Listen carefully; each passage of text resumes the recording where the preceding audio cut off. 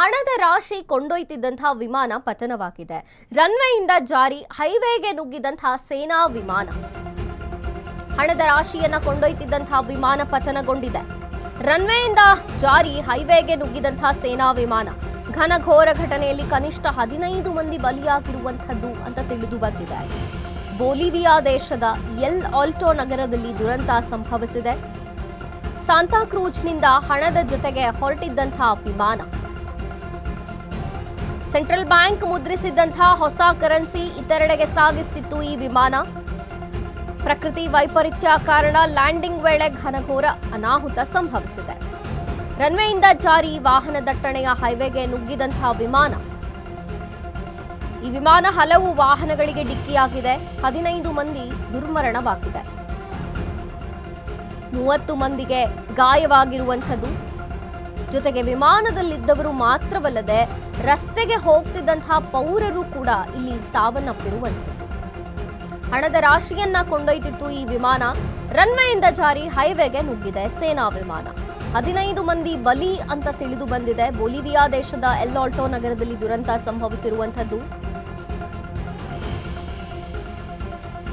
ಸಾಂತಾಕ್ರೂಜ್ನಿಂದ ಹಣದ ಜೊತೆಗೆ ಹೊರಟಿತ್ತು ಈ ವಿಮಾನ.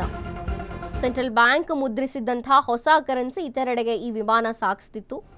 ಪ್ರಕೃತಿ ವೈಪರೀತ್ಯದ ಕಾರಣದಿಂದ ಲ್ಯಾಂಡಿಂಗ್ ವೇಳೆ ಅನಾಹುತ ಸಂಭವಿಸಿದೆ ಅಂತ ಗೊತ್ತಾಗಿರುವಂಥದ್ದು. ರನ್ವೇಯಿಂದ ಜಾರಿ ವಾಹನ ದಟ್ಟಣೆ ಇರುವಂತಹ ಹೈವೇಗೆ ನುಗ್ಗಿದೆ ವಿಮಾನ.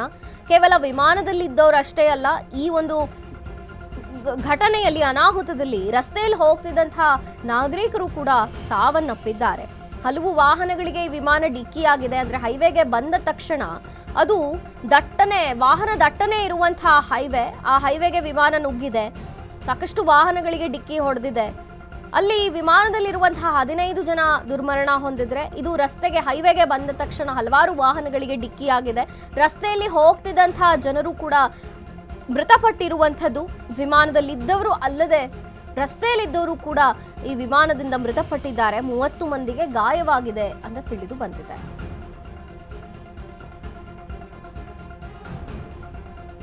ಬೊಲಿವಿಯಾ ದೇಶದ ಎಲ್ ಆಲ್ಟೋ ನಗರದಲ್ಲಿ ಈ ದುರಂತ ಸಂಭವಿಸಿರುವಂಥದ್ದು.